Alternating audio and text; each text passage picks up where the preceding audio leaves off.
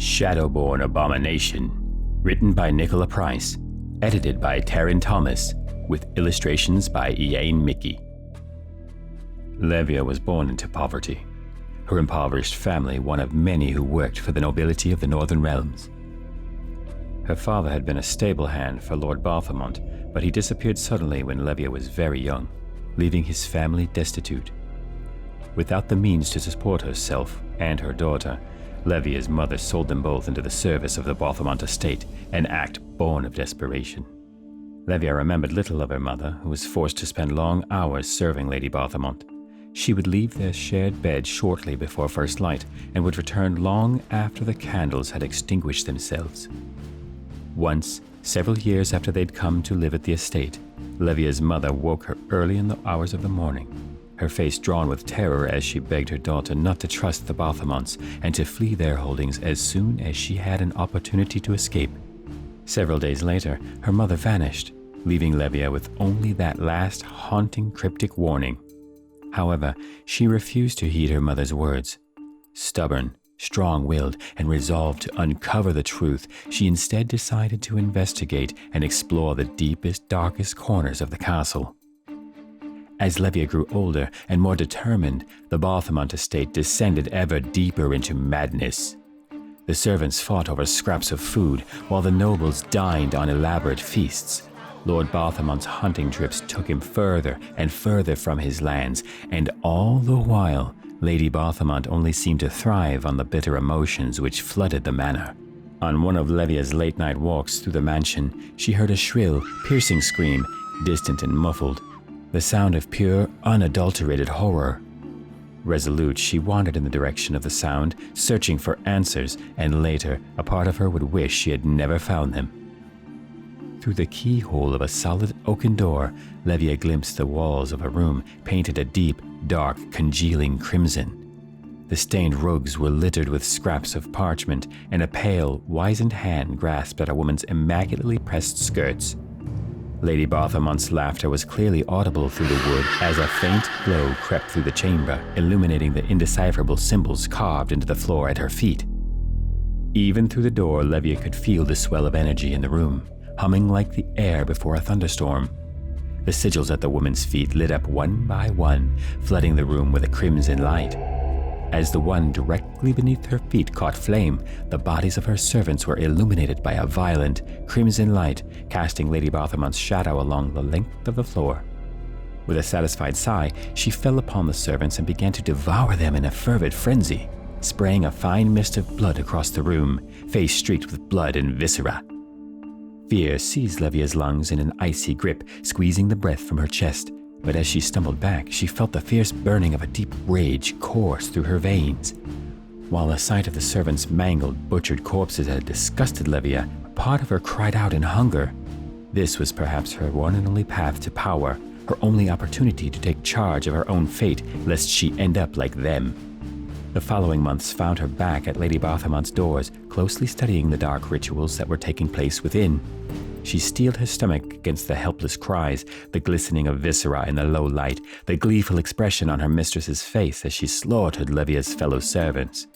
Her focus narrowed to a razor's edge. Levia looked upon the rituals and learned. Under the cover of darkness, Levia slipped outside the castle walls, clutching a stolen dagger to her chest. With barely a whisper, she spilled her blood onto the sigils which encircled her, painstakingly recreating Lady Balthamont's ritual in order to call upon the power of the beyond.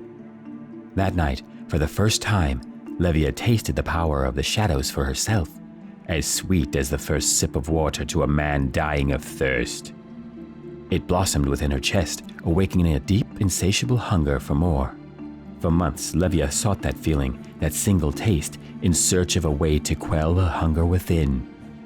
She hunted small animals in the dead of night, sacrificing their writhing bodies for the sake of her dark rituals, mindless and unyielding in her quest for supremacy. Even as the estate transformed around her, Levia took no notice. She remained oblivious to the disappearance of her fellow servants, to the vanishing of Lord Balthamont himself, and took no notice of the new guests who began arriving at the estate.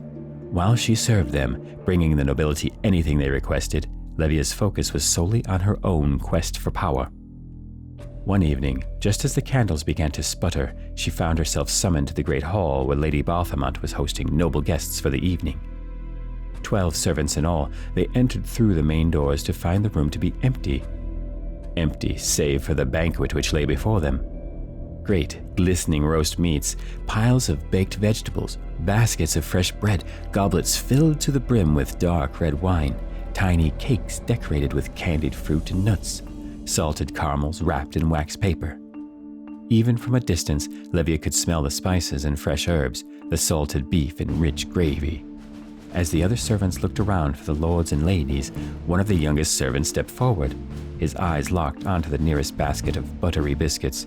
He stretched out a hand to take one and quietly began to eat. When the other servants rushed forward, a booming thunderclap echoed through the room. The doors around them slammed shut one by one, and a quiet series of clicks confirmed the sound of the keys turning in their locks. When the last door was secured, a curtain above them slid back to reveal the nobility, perched in a viewing gallery just above. Looking up at them, Levia caught a glimpse of Lady Balthamont's pleased smirk. Her eyes were gleaming in the candlelight like fragments of steel, her canines bared in an expression of anticipatory delight. She was a wolf who had cornered its prey and now prepared itself for a feast. A horrific droning reverberation flooded the room, driving many of the servants to their knees. The walls ran red with blood, dripping scarlet stains onto the floor. The terrified screams of the other servants echoed off the walls as they collapsed, their bodies beginning to dissolve, melting into rancid puddles of flesh and blood. The smell of their burning marrow seared the back of Levia's throat, her very bones vibrating as her skin began to boil and her legs trembled beneath her. Painfully aware of the fate which awaited them all, she reluctantly succumbed to her need to survive and enacted the final terrible price of the rituals she'd learned from her mistress.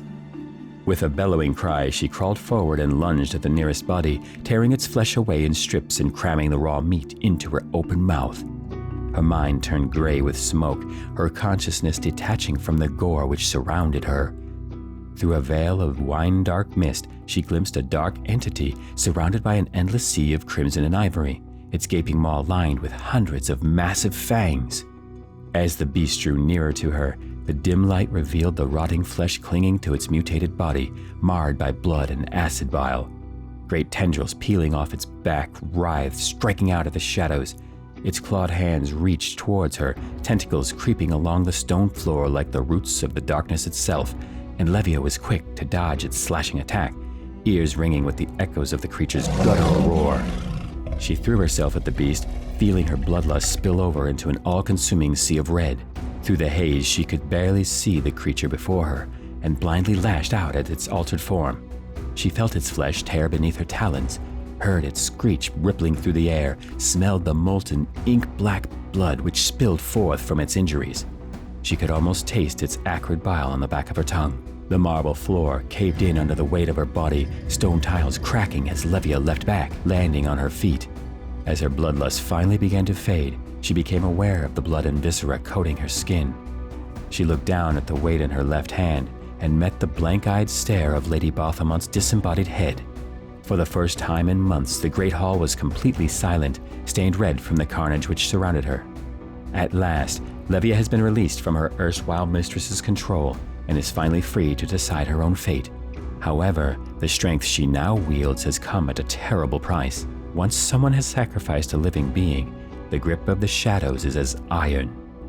Levia is compelled to follow the whims of a creature from the beyond, succumbing to her base instinct to destroy and consume.